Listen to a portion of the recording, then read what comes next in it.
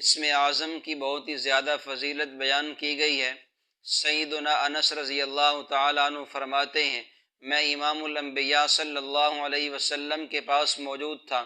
ایک شخص آتا ہے، آ کے نماز پڑھنے لگ جاتا ہے، نماز کے بعد دعا مانگتا ہے، دعا میں یہ الفاظ استعمال کرتا ہے، ان الفاظ کے ساتھ دعا مانگتا ہے، اللہم انی اسألک بأن لک الحمد لا الہ الا انت المنان بدیع السماوات والارض یا ذا الجلال والاکرام یا حی یا قیوم۔ آپ صلی اللہ علیہ وسلم یہ الفاظ اس کی زبان سے سنتے ہیں۔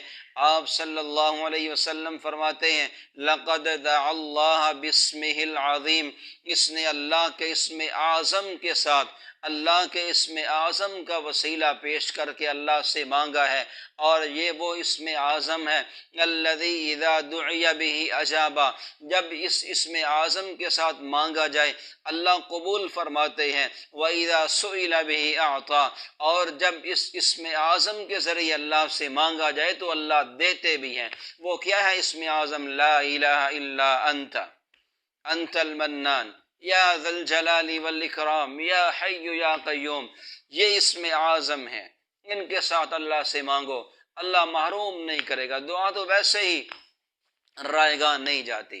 اور ایک دوسری روایت کے اندر آپ صلی اللہ علیہ وسلم نے فرمایا،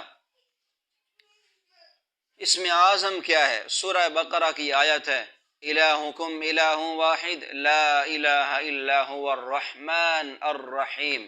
فرمایا یہ اسم اعظم ہے، لا الہ الا، لا الہ الا انت، لا الہ الا اللہ، الرحمن یا رحیم، فرمایا یہ اسم اعظم ہے۔